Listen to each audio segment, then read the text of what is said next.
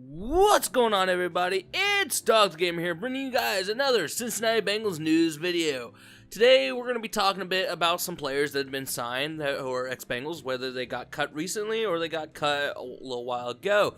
So, we're going to focus on three people, and from the title and the thumbnail, one of those people is Brandon LaFell. Brandon LaFell has been signed by the Oakland Raiders.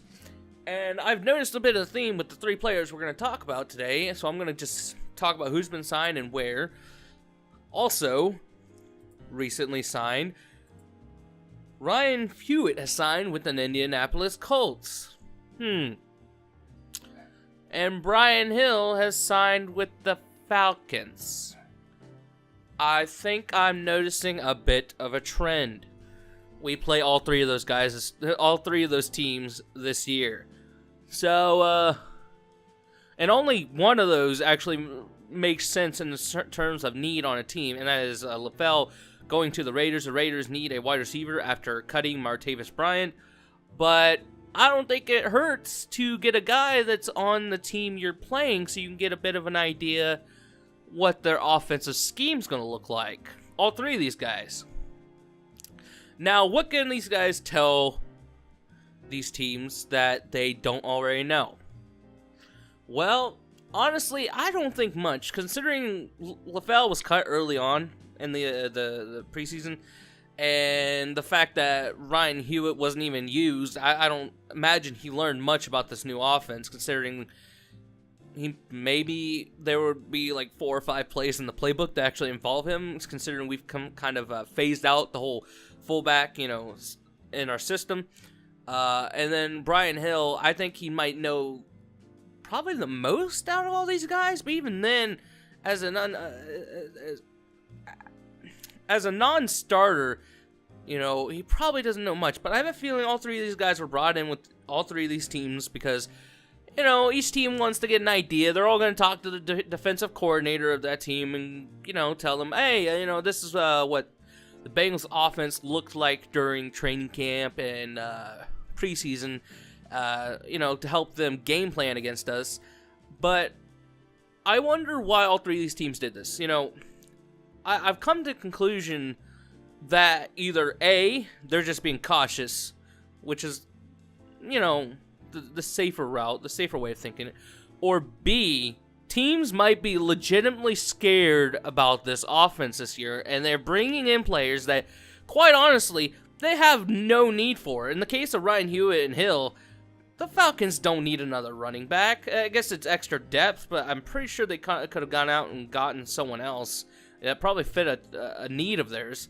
And, Ryan Hewitt to the Colts, I don't imagine they need a fullback too often, like a lot of NFL teams. The fullback position, the halfback position, or the H-back, or whatever, is kind of being phased out in the NFL. So I imagine the only thing these guys are really going to be able to tell these teams is, well, our right side of the offensive line is trash. And if you want to know even a little bit about our defense is, well, I guess throw to a tight end or a running back up the mid, there's not much they can tell, but I think this might be a sign. This is just conjecture, complete hypothesis that probably is completely wrong, and it's someone who doesn't know a damn thing about football. But I'm starting to think all three of these teams might be a little bit scared of this offense, and they're trying to get a jump on the Bengals by signing ex-players to help game plan against us when we play them. But I thought I'd talk about, all three of these players. They got signed. Some of these players, only one of them actually makes sense, and that's LaFell. That wide receiving core does not look complete. You got two really old guys now, LaFell and Jordy Nelson, but I don't think you could ever rely on Amari Cooper and Jordy Nelson to completely lead an offense.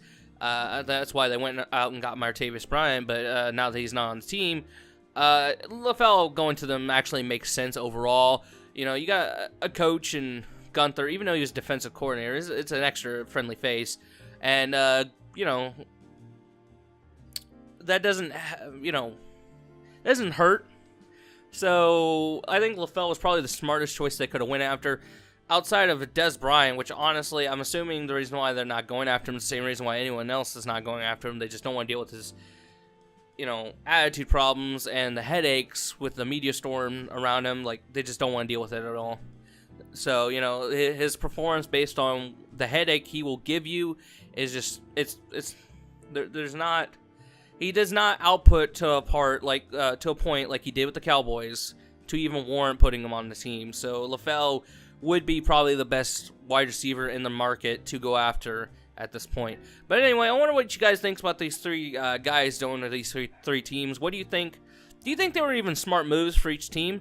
Do you think it, like me, it was them trying to get a leg up on the competition? Anyway, I hope to see what you guys think. Comment down in the comment section. Leave a like if you like the video. And honestly, if you like my videos, subscribe. I'm just amazed by how many subscribers I've gotten in this last 2 weeks. It is really weird for me to just even think that, because this was originally going to be a gaming channel, but honestly, at this point, being a Bengals channel is a lot more fun, a lot more entertaining for myself, and I don't have to worry about my computer, struggling to even record or live stream video games. There'll probably still be some Madden on this channel, but anyway, back to what I was saying. If you like this channel and you want to see more, subscribe. Make sure you hit the notification bell, because if you don't, there's a good chance you won't see the notification that I've posted a new video. It's just the way YouTube is these days. Maybe eventually they'll listen to the creators and fix this, but YouTube's YouTube, and they don't really listen to their creators these days.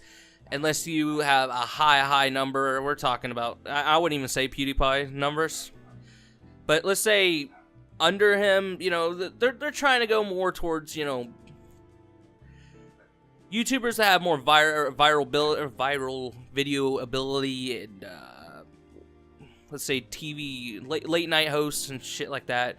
You can tell that they're making a push to be more like actual TV, and less like YouTube, the platform we all grew to love. So anyway, if you want to get notified that a video, the content creator you like, and if that's me, make sure you hit the notification bell. And that dog is annoying the shit out of me. Anyway, I'm Dog Gamer. I hope you guys enjoyed. I'm just going to end this video now. If you did, I already did the outro. So anyway, God bless and hoo day. I'll see you guys later.